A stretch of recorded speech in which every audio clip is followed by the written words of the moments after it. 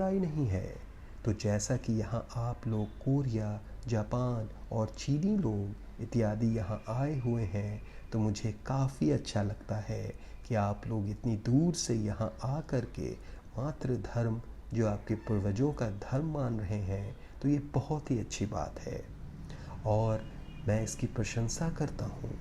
मैं हमेशा यही कह सकता हूँ कि 21वीं शताब्दी का बौद्ध बनना चाहिए, तो आखिर क्यों? इससे क्या हो सकता है? इससे फ़ायदे क्या हैं? तो इसलिए मैं कहता हूँ कि ज़्यादातर हम लोग अपनी परंपरा को लेकर जी रहे हैं, अभी तक उसी परंपरा में पड़े हुए हैं, उसी परंपरा में चले आ रहे हैं और उसी के रीति रिवाजों का निर्वहन कर रहे हैं। इस वजह से मैं कहता हूँ कि इन सब को छोड़ करके 21वीं शताब्दी का बौद्ध बनना चाहिए। 21वीं शताब्दी का बौद्ध बनने का यहाँ अर्थ क्या है, इसको जानने की ज़रूरत है। तो हिमालयन क्षेत्रों में लोगों से मैंने पूछा कि ये भगवान बुद्ध किसे कहते हैं, तो वो कहते हैं कि बुद्धं शरणं गच्छामि, धर्म शरणं गच्छामि, संघ शरणं गच्छामि, यही बौद्ध धर्म है। लेकिन बौद्ध का अर्थ क्या होता है? तो वो बोलते हैं कि मुझे पता नहीं। तो इस तरह से अगर आप केवल श्रद्धावश रहकर ही करेंगे और अगर केवल भगवान बुद्ध का नाम ही लेते रहें और इसके बारे में पता नहीं करें, तो आप अच्छे बौद्ध नहीं कहलाएंगे। इसलिए आपको पहले बुद्ध क्या है उसे जानना चाहिए, समझना चाहिए। तो फिर मैं उनसे पूछता हूँ कि क्या भगवान बुद्ध, कृष्ण, राम या शंकर जी इत्यादि जो भगवान हैं वो समान हैं क्या? तो वो कहते हैं कि हाँ, लगभग एक जैसे ही हैं।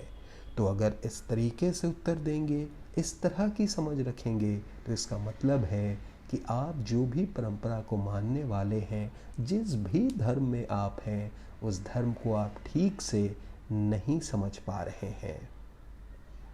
उसका अंतर समझना चाहिए, उसकी विशेषता को जानना चाहिए। तो अल्लाह क्या है, ईसाई क्या है, आदि जो भगवान बहुत सारी परंपराओं में हैं वो क्या हैं, उनके बारे में जानना चाहिए। जो भी जिस परंपरा का अनुयायी होता है उसे उसके बारे में अच्छे तरीके से जानना चाहिए, पहचानना चाहिए। जहाँ तक दर्शन की बात कही जा रही है, तो प्रतिसंपाद का जो दर्शन है, जो सिद्धांत है, तो भगवान बुद्ध के अलावा किसी ने भी इस सिद्धांत को नहीं बताया। ना अल्लाह ने प्रतिसंपाद बताया, ना कृष्ण ने, ना ईसा मसीह ने, और ना ही किसी महापुरुष ने बताया। तो प्रतिसंपाद का जो सिद्धांत है वो सिर्फ और सिर्फ भगवान बुद्ध ने ही बताया। तो अगर आप बौद्ध धर्म के अनुयायी हैं तो इसको जानने की कोशिश करना चाहिए। तो आज के युग में देखा जाए तो प्रतिसंपाद का जो सिद्धांत है उस पर वैज्ञानिक लोग भी जांच पड़ताल कर रहे हैं, उसको समझने की कोशिश कर रहे हैं कि ये है क्या। क्योंकि भगवान बुद्ध ने कहा है कि सारी की सारी चीज़ें एक दूसरे पर निर्भर होकर उत्पन्न होती हैं। वो कैसे होती हैं, तो इस पर आधुनिक युग में वैज्ञानिक लोग खोज कर रहे हैं। तो मेरे भारतीय वैज्ञानिक राजा रमन, वो क्वांटम फिज़िक्स के बहुत बड़े विद्वान हैं। तो उनसे मेरी मुलाकात हुई तो उन्होंने कहा कि क्वांटम फिज़िक्स जो है वो आज के युग में इस दुनिया के लिए एक नई चीज़ है, लेकिन भारत में ये 2600 वर्ष पहले भगवान बुद्ध ने इसकी खोज की थी। तो भारत के लिए ये कोई नई बात नहीं है, बहुत पुरानी बात है। तो एक भारतीय होने के नाते मैं गर्व करता हूँ कि क्वांटम फिज़िक्स की आज के युग में जो बात चल रही है, तो ये 2600 साल पहले ही इसकी खोज यहाँ हो चुकी थी। हमारे पूर्वज भगवान बुद्ध ने इसकी खोज की थी। तो मैं एक भारतीय वैज्ञानिक होने के नाते अपने आप पर गर्व महसूस करता हूँ। अब जैसा कि कहा गया है कि रूप शून्य है, शून्य ही रूप है, आदि जो बातें हैं ये भी क्वांटम फिज़िक्स की बातें हैं। क्योंकि जिस प्रकार से रूप को शून्य कहा गया है, तो शून्य कहने का मतलब जो यहाँ स्वभाव से शून्य है, और इसे प्रतिसंपाद के सिद्धांत से समझा जा सकता है। कि जो स्वभाव से इस प्रकार से शून्य है, तो ये बातें भगवान बुद्ध पहले ही कह चुके थे। भगवान बुद्ध ने जैसा कहा था कि आत्मा नहीं है, तो आत्मा नहीं होने का कारण भी था। और बौद्ध के जो फिलोसफर हैं वो आत्मा को नकारते हैं, ईश्वर को नकारते हैं। तो नकारने की विधि क्या है? तो प्रतिसंपात के सिद्धांत के अनुसार वो इस बात को नकारते हैं, और वैज्ञानिक लोग भी इस बात पर खोज कर रहे हैं कि वो इस बात को लेकर नकारते क्यों हैं और ये वास्तव में है कि नहीं। तो बौद्ध होने के नाते अगर मैं कहूँ तो जैसा कि अल्लाह है, जीसस है, या अन्य देवता लोग हैं, या फिर जो महापुरुष लोग हैं, या धर्म को देने वाले लोग हैं, तो ये बहुत ही महत्वपूर्ण लोग हैं। और ये बहुत ही महत्वपूर्ण इसलिए है क्योंकि इनके जो अनुयायी हैं बहुत हज़ारों की संख्या में है, लाखों की संख्या में है, और सबको फ़ायदा होता है।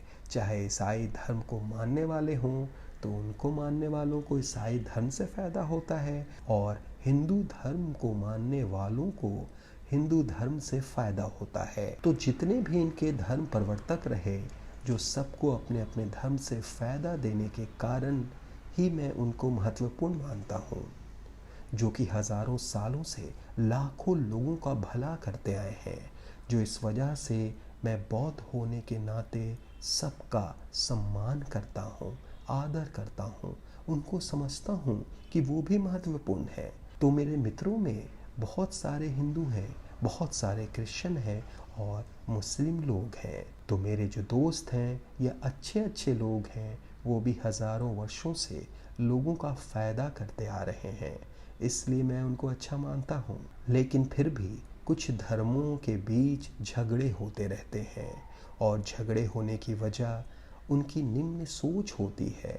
निम्न सोच होने की वजह से झगड़े होते हैं, और अगर अच्छे सोच विचार होंगे तो दो धर्मों के बीच कभी झगड़ा नहीं होगा।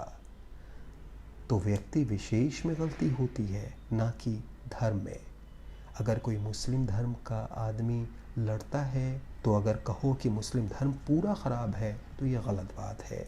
उसका एक व्यक्ति विशेष ख़राब हो सकता है। जैसे शिया सुन्नी में झगड़े होते हैं तो धर्म में बुराई नहीं, व्यक्तियों में बुराई होती है। बौद्ध धर्म में भी झगड़े होते हैं तो ये भी एक व्यक्ति की बुराई है, ना कि धर्म की।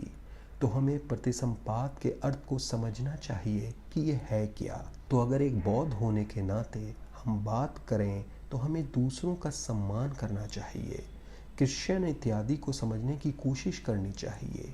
इसलिए समझना चाहिए कि उनमें बहुत सारी विशेषताएं हैं। अब बौद्ध धर्म के विहार या मंदिर की तुलना अगर क्रिश्चियन धर्म से की जाए तो शायद क्रिश्चियन धर्म के विहार हमसे कहीं ज़्यादा बड़े होंगे, और बुद्ध धर्म के विहार इतने सुंदर भी नहीं होंगे जितने क्रिश्चियन के विहार सुंदर होंगे। तो इन बातों से तुलना नहीं की जा सकती। उनके ज्ञान को समझना चाहिए, उनके ज्ञान को समझना चाहिए, और भगवान अच्छा है कि नहीं उनकी शिक्षाओं से जाना जा सकता है, ना कि उनके रंग रूप से। जैसा कि किसी प्रोफेसर का उदाहरण दिया जा रहा है कि प्रोफेसर अच्छा है या नहीं, तो उसके ज्ञान को जानकर, उसकी शिक्षाओं को जानकर, वो किस प्रकार से पढ़ाता है, इसे जानकर पहचाना जा सकता है। किसी का चेहरा देखकर नहीं पहचाना जा सकता। उसने क्या किया, क्या पढ़ाया, क्या खोज की, उस आधार पर अच्छा माना जा सकता है। और दूसरी बात, उसके व्यवहार से भी, चाल चलन से, तौर तरीके से, इन बातों से भी पहचाना जा सकता है कि व्यक्ति अच्छा है या नहीं। तो बुद्ध ने भी कहा कि क्या अच्छा है उसको जानना चाहिए, धर्म क्या है उसको समझना चाहिए। केवल बुद्ध का रूप या चेहरा जानने से धर्म को नहीं समझा जा सकता। तो 21वीं शताब्दी का बौद्ध होने का अर्थ क्या है? तो पहले धर्म को जानिए, कोई भी धर्म हो, पहले उसको पहचानिए, पहले जानना चाहिए, फिर श्रद्धा उत्पन्न करनी चाहिए। जैसे पहले श्रद्धा उत्पन्न करते थे फिर जानते थे, लेकिन आज थोड़ा उल्टा करना चाहिए। पहले जानना चाहिए फिर श्रद्धा उत्पन्न करनी चाहिए। तो अगर हम पूजा पाठ करते रहे या फिर उसके रीति रिवाज करते रहे और कहते रहे कि हम बौद्ध हैं तो हम अच्छे बौद्ध नहीं हो सकते। तो पूजा पाठ करते रहने से ही हम भगवान बुद्ध के ज्ञान को नहीं समझ सकते। फिर बीच में झगड़े होते रहते हैं और छोटी छोटी बात पर झगड़े होते रहते हैं, जगह को लेकर झगड़े होते रहते हैं। तो ये ठीक बात नहीं है। जैसे कि तिब्बती लोगों में भी कुछ ऐसे होते हैं कि मंत्र का जाप करते करते दूसरों की बुराई करते रहते हैं, दूसरों से झगड़ते रहते हैं। तो ये भी ठीक नहीं। उनको सोचना चाहिए, समझना चाहिए कि वास्तव में शिक्षाएं क्या हैं या फिर भगवान बुद्ध ने क्या कहा। ये सब सोचना चाहिए, सीखना चाहिए और समझना चाहिए। तभी आप 21वीं शताब्दी के बौद्ध अनुयायी कहे जा सकते हैं।